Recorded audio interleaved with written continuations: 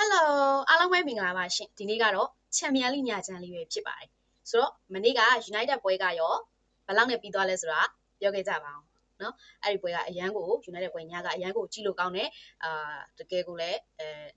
းနိုင်တဲ့ပွဲကိုနိုင်ဂိုးပြက်ချီပြက်ကိုနိုင်သွားတယ်ပေါ့เนาะအဲ့တော့ထုံးစံတိုင်းပဲ United တို့ကဘယ်သူမှမနေရတဲ့နေ့ဆိုရင်သူကအမြဲတမ်းကြီးအောင်တယ်ဂိုးပြက်သွင်းတယ်ပေါ့เนาะဆိုတော့ဘာပဲဖြစ်ဖြစ် United အနိုင်ရခဲ့တဲ့အတွက်ဝမ်းသာပါတယ်ဒါပေမဲ့တစ်ဖက်ကအသင်းကလည်း Wolf ဖြစ်တဲ့အတွက်ကြောင့်အောက်ဆုံးကအသင်းကိုတွင်းခဲ့ရတာဆိုတော့ဒါတအားကြီးလဲအထင်ကြီးလောက်စရာကြီးတော့မဟုတ်ဘူးပေါ့လေနိုင်တဲ့ပွဲကိုနိုင်သွားတယ်ဆိုရုံလောက်ပေါ့နော်အဲ့တော့ဘာဖြစ်ဖြစ် United နိုင်ရရှိတာသွားတဲ့အတွက်ဝမ်းသာပါတယ်ဒီနေ့ကတော့ Champions League ပွဲစဉ်တွေ6ပွဲရှိပါတယ်အဲ့တော့ထားကဒီ6ပွဲလုံးမှာ6ပွဲလုံးကိုထားရဲ့အကြိုက်တွေတုံးတက်ပြီးတော့ရွေးချယ်ပြီးသွားမှာဖြစ်ပါတယ်ပြီးရင်တော့ဗီဒီယိုနောက်ဆုံးလေးမှာထားရဲ့ member တွေကနှစ်ဆဝုန်းပွဲလေးတစ်ပွဲကို free ချပေးသွားမှာဖြစ်ပါတယ်ဒါကြောင့်မို့လို့ထားရဲ့ဗီဒီယိုလေးကိုအဆုံးထိကြည့်ရှုပေးကြပါအောင်ရှင်ပထမဆုံးရွေးချယ်ပေးမယ့်ပွဲစဉ်လေးကတော့ဒီနေ့ကစားမယ့်ပွဲစဉ်တွေမှာအစောဆုံးဖြစ်တဲ့ဒါ10နိုင်မှာကစားမယ့် Current MRT နဲ့ Olympia ပွဲစဉ်လေးပဲဖြစ်ပါတယ်ဒီပွဲလေးကကြတော့ထားအရန်ကြီးကြိုက်နေတဲ့အထဲမှာမပါတဲ့အတွက်ကြောင့်မို့လို့ထားရဲ့ရွေးချယ်မှုလေးပဲပြောပြပေးလိုက်ပါမယ်ဆိုတော့ Current MRT နဲ့ Olympia ကိုပွဲစဉ်လေးမှာကိုပေါင်းချေ 3+60 ပေးထားတယ် Olympia ကိုဘက်ကနေ 1+1-20 ဆိုပြီးတော့ခြေပေးလာတယ်ထားရဲ့ရွေးချယ်မှုကတော့ Olympia ကို6ပေါ်လေးပဲဖြစ်ပါတယ်ရှင်နောက်တစ်ပွဲကတော့12:15မှာကစားမယ် Bayern နဲ့ Sporting Lisbon ပွဲစဉ်လေးပဲဖြစ်ပါတယ်ဆိုတော့ဒီကနေ့ Champions League ပွဲစဉ်တွေထဲမှာထိုးသားအဆောင်ဆုံးပွဲစဉ်2ပွဲရှိပါတယ်အဲ့ဒီ2ပွဲကတော့ Bayern နဲ့ Sporting ပွဲရဲ့Spa နဲ့ Slavia Praha ပွဲစဉ်လေးပဲဖြစ်ပါတယ်။ Bayern ဘက်မှာတော့ထိုးသားရာခိုင်နှုန်း89ရာခိုင်နှုန်းဒါ80နီးပါးလောက်ထိထိုးသားတွေမျက်စိကျနေတာဖြစ်ပြီးတော့ Spa ဘက်မှာတော့ဒါ90ကျော်လောက်ထိပဲ Spa ကလည်းမျက်စိကျခံရတာဖြစ်ပါတယ်။အဲ့တော့ထိုးသားတွေမျက်စိကျနေတယ်ဆိုရင်တော့ဒါပိုကီဘက်မှာလှည့်ကွက်တစ်ခုရှိနေပါမယ်။ဒါကြောင့်မို့လို့ဒီပွဲစဉ်2ပွဲကိုတော့အကိုတို့အနေနဲ့ဒါတနိုင်တလောက်ရှောင်းမရှောင်းဘူးဆိုရင်လည်းဒါထိမ့်ပြီးတော့ရွေးကြဖို့ပြောချင်တယ်ပေါ့နော်။အဲ့တော့ Bayern နဲ့ Sporting Lisbon ပွဲစဉ်လေးမှာတော့ဒါဘယ်လိုပဲဖြစ်ဖြစ်ဘိုင်ယန်ဘက်မှာပဲနေရမှာပါဘိုင်ယန်နေရင်နေမနေရင်တော့ရှောင်းပေါ့နော်ထိုးသားကတော့စောင်းနေတယ်အဲ့တော့ထားရဲ့အကြိုက်ပွဲစဉ်တွေမှာတော့မပါဘူးပေါ့နော်ဒါပေမဲ့ရွေးချယ်မှုလေးကိုပြောပြပါဆိုရင်တော့ဘိုင်ယန် body လေးကိုတော့ပပလေးကြိုက်တယ်လို့ပြောရပါမယ်ဆိုတော့နောက်ထပ်တစ်ပွဲကတော့အတလန်နာနဲ့ချက်စီပွဲစဉ်လေးပဲဖြစ်ပါတယ်အခုနောက်ပိုင်းပြောမယ့်ပွဲတွေအကုန်လုံးကဒါ2နာရီခွဲပွဲတွေကြီးပဲပေါ့နော်ဆိုတော့အတလန်နာနဲ့ချက်စီပွဲစဉ်လေးမှာဆိုရင်ချက်စီမှာတော့ဒါကိုက်စီတိုပြန်ပါပြီပေါ့နော်ဒီနေ့ပွဲစဉ်လေးမှာအတလန်နာကလည်းနီးပြတဲ့လက်ထက်မှာအတော်လေးကိုခြေနေကောင်းနေတယ်နောက်ဆုံးကထားတဲ့9ပွဲမှာလည်းဒါ2ပွဲပဲရှုံးထားပြီးတော့3ပွဲအထိတောင်နိုင်ထားတယ်။နော်အတလန်နာကတော့ခြေနေကောင်းလာပြီဖြစ်တဲ့အတွက်သူ့ရဲ့အိမ်ကွင်းလည်းဖြစ်တဲ့အတွက်ကြောင့်သူ့ရဲ့ရုံအားဘယ်လိုရှိလဲဆိုတာကိုဒါတစ်ချက်စောင့်ကြည့်ရမယ်ပေါ့နော်။ချက်စီးကကြတော့လက်ရှိ Premier League မှာလည်းဒါသူ့ဟာနဲ့သူပေါ့နော်အနေထားတစ်ခုနဲ့ရှိနေတဲ့အသင်းဖြစ်တယ်။ဒါပေမဲ့ချက်စီးကနောက်ဆုံးကစားထားတဲ့9ပွဲမှာတော့ဒါ2ပွဲနိုင်ထားပြီးတော့နောက်ဆုံး3ပွဲမှာတော့ရှုံးပွဲတစ်ပွဲနဲ့တည်ရည်2ပွဲကျထားတာဖြစ်ပါတယ်အဲ့တော့ချက်စီးကအခုနောက်ဆုံးကစားတဲ့အခြေစွမ်းနေမှာတော့ဒ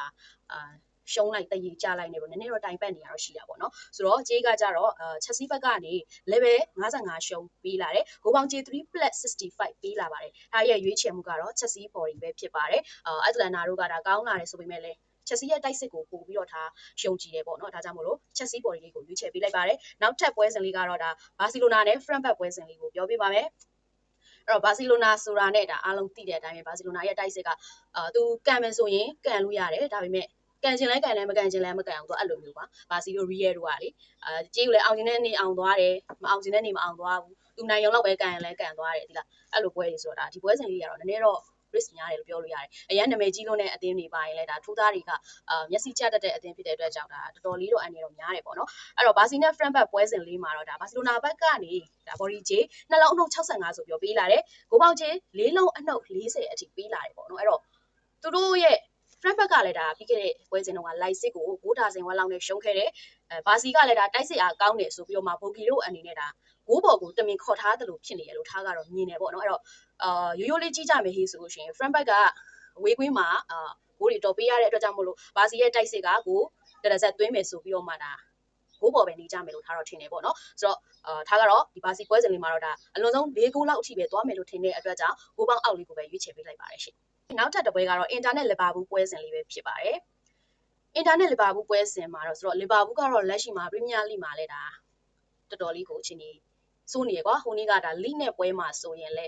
3ဂိုးလောက်ထိသွင်းပြီးတော့မှ3ဂိုးလုံးပြန်ပြီးပေးရပြီးတော့ဒါတရေတမတ်ပဲရခဲ့တယ်ဆိုတာကြီးကဒါလီဗာပူးလိုအနေထိုင်းနဲ့တော်တော်ကြီးကိုရုပ်ပေါက်တယ်လို့ပြောလို့ရတယ်ပေါ့နော်အဲ့တော့လီဗာပူးရဲ့ဒီနေ့မှလည်းကစားရမှာအဝေးကွင်းဖြစ်တဲ့အတွက်ကြောင့်လီဗာပူးရဲ့ခံစစ်ကတော့ဒါထားကတော့မယုံဘူးပေါ့နော်လီဗာပူးရဲ့ခံစစ်မယုံဘူးတစ်ဖက်က Inter ကကြတော့ နောက်ဆုံးစားထားတဲ့9ပွဲမှာ2ပွဲရှုံး3ပွဲနိုင်အဲ့3ပွဲစလုံးကလည်းအခုနောက်ဆုံး3ပွဲဆက်နိုင်ထားတာပေါ့နော်အဲ့တော့ Inter တို့ရဲ့စိတ်သက်ခွန်အားကတော့ပို့ပြီးတော့မြင့်နေမယ်လို့ထင်တယ်ဒီနေ့ပွဲမှာလည်း Inter ဘက်ကနေ level 80ရှုံးဆိုပြီးတော့ပေးလာတယ်ဂိုးပေါင်းကြီး3+35ပေးပါတယ်ဒါရဲ့ရွေးချယ်မှုကတော့ Inter body ပဲဖြစ်ပါတယ်ရှင်နောက်ထပ်သုံးသပ်ပေးမယ့်ပွဲစဉ်လေးကတော့ Monaco နဲ့ Galatasaray ပွဲစဉ်လေးပဲဖြစ်ပါတယ်အဲ့တော့ Monaco ကတော့နောက်ဆုံးကစားထားတဲ့9ပွဲမှာဒါ PSG တပွဲကိုတော့ဒါ1-0နဲ့နိုင်ထားတယ်ကျန်တဲ့4ပွဲစလုံးက3ပွဲရှုံးထားပြီးတော့တပွဲတည်ကျထားတယ်ဆိုတော့ Monaco ရဲ့လက်ရှိခြေစွမ်းကတော့အားရစရာမရှိဘူးရှုံးလိုက်ဒါတည်ကျလိုက်နေပဲဒါတိုင်ပတ်နေတယ်ပေါ့နော်အဲ့တော့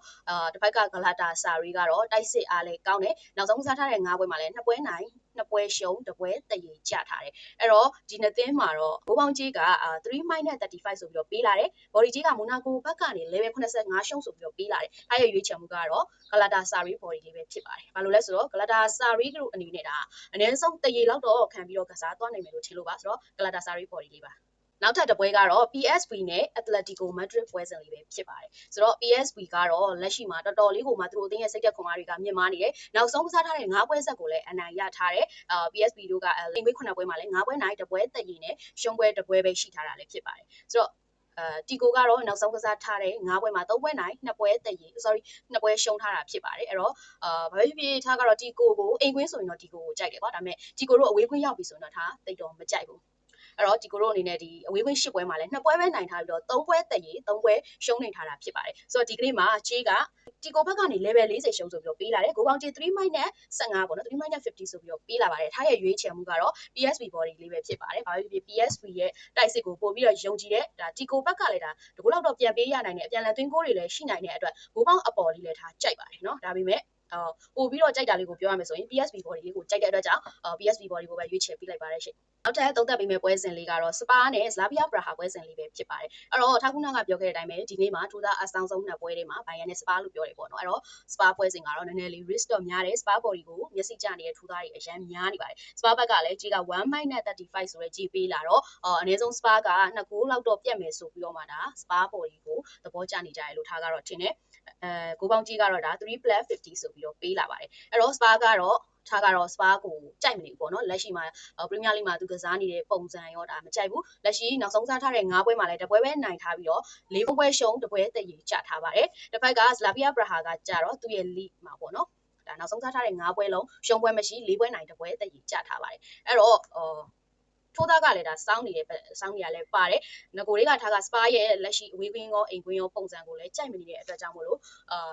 ့ရွေးပါဆိုရင်တော့ထားကတော့ဒီ Slavia Praha ဘက်လေးမှာပဲဒါနေလိုက်ချင်တယ်ပေါ့နော်ဆိုတော့ဆော့ကျင်နေဆိုရင်တော့ဒါ Slavia Praha ပလေးတော့ဆော့ပါထိုးသားစောင်းနေတဲ့အသင်းဖြစ်တဲ့အတွက်ကြောင့်မို့လို့ဒါတော့ bookie လေးလှည့်ကွက်တစ်ခုပေါ့နော်ဆိုတော့နောက်ဆုံးအနေနဲ့ရွေးချယ်ပေးမယ့်ပွဲစဉ်လေးကတော့ Union Single Light ပွဲစဉ်လေးနဲ့ Marcy ပွဲလေးပဲဖြစ်ပါတယ်ဆိုတော့ Union Single Light ကတော့နောက်ဆုံးစားထားတဲ့9ပွဲမှာ3ပွဲနိုင်ထားပြီးတော့တပွဲတည်တပွဲရှုံးထားတယ်သူ့ရဲ့အိမ်ကွင်း10ပွဲမှာလည်း9ပွဲနိုင်ပြီးတော့တပွဲတည်ချထားပြီးတော့ရှုံးပွဲမရှိထားပါဘူးမာစီကကြတော့နောက်ဆုံးထားတဲ့9ပွဲမှာ3ပွဲနိုင်တပွဲတည်သူလည်းတပွဲပဲရှုံးထားတယ်သူ့ရဲ့မာစီရဲ့ DRC အိမ်ကွင်းအဝေးကွင်း10ပွဲမှာ4ပွဲနိုင်ထားပြီးတော့4ပွဲအထိတောင်ပြန်ပြီးတော့ရှုံးနေထားပါတယ်အဲ့တော့မာစီဆိုရင်တော့ထားကအိမ်ကွင်းကိုတော့ကြိုက်တယ်အဝေးကွင်းဆိုရင်မာဆေးရဲ့လောအားလုံးသူ့ရဲ့ကစားပုံသူ့ရဲ့ခံစစ်ကိုထားသဘောမကျဘူးဆိုတော့ဒီကနေ့ပွဲစဉ်မှာမာဆေးဘက်ကနေ level 35ရှုံးဆိုပြီးတော့ပေးလာတယ်ဂိုးပေါင်းချေ3+65ဆိုပြီးတော့ပောက်ပါတယ်ဒါရဲ့ရွေးချယ်မှုကတော့စိန်ပွဲလိုက်ပေါ်လေးပဲဖြစ်ပါတယ်ရှင်ဆိုတော့ဒီကနေ့အတွက်ဒါ Champions League 6ပွဲစလုံးကိုထားရွေးချယ်သုံးသပ်ပေးပြီးတော့ပါပြီဆိုတော့အဲ့ဒီအထက်ကမှအကိုတို့ကြိုက်တာလေးတွေကိုဒါအကိုတို့နဲ့ဒါအကြိုက်တူတယ်ဆိုရင်တော့ရွေးပြီးတော့ဆော့လို့ရပါတယ်အဲ့တော့အဲ့ရဲ့ member ကဒီနေ့3 star တစ်ပွဲရဲ့2 star တစ်ပွဲရဲ့ဒါ1 star တစ်ပွဲရဲ့ဆိုပြီးတော့3ပွဲထွက်တယ်ပေါ့နော်ဆိုတော့အဲ့ဒီအထက်ကမှနှစ်ဆဝန်းပွဲလေးတစ်ပွဲကိုထား free ချပေးမှာဖြစ်ပါတယ်ပြီးတော့မောင်းကတ်လေးကိုလည်းဒါထား Telegram မှာတင်ပေးဖြစ်ပဲပေါ့နော်ဆိုတော့ Telegram ကတော့ဒါဘာပဲဖြစ်ဖြစ်ထားရဲ့ရွေးချယ်မှုတွေနောက်ကျပွဲရွေးချယ်မှုတွေမောင်းကတ်လေးတွေတင်တဲ့ခါကျရင်ဒါ Telegram မှာတင်ပေးလို့ရှိရဖြစ်တဲ့အတွက်ကြောင့်မလို့ Telegram channel လေးကိုလည်းဒါ join ထားပေးကြဖို့ပြောချင်ပါတယ်အဲ့တော့ထားရဲ့ member တွေက2 star ပွဲလေးကိုပြောပါမယ်ဘယ်ပွဲလေးဖြစ်မယ်လို့ထင်လဲဆိုတော့ member တွေက2 star ပွဲလေးကတော့ Chelsea body ပဲဖြစ်ပါတယ်ရှင်เนาะဆိုတော့အိုးပွဲလုံးကိုထားရွေးချယ်သုံးသပ်ပေးသွားတယ်အဲ့ဒီ member တွေကလည်း2 star တပွဲ Chelsea body ကိုလည်း free လက်ဆောင်ပေးလိုက်ပါတယ်ရှင်ဆိုတော့အားလုံးပဲအဆင်ပြေကြပါစေ good luck ပါရှင်အားလုံးပဲတက်တာပါ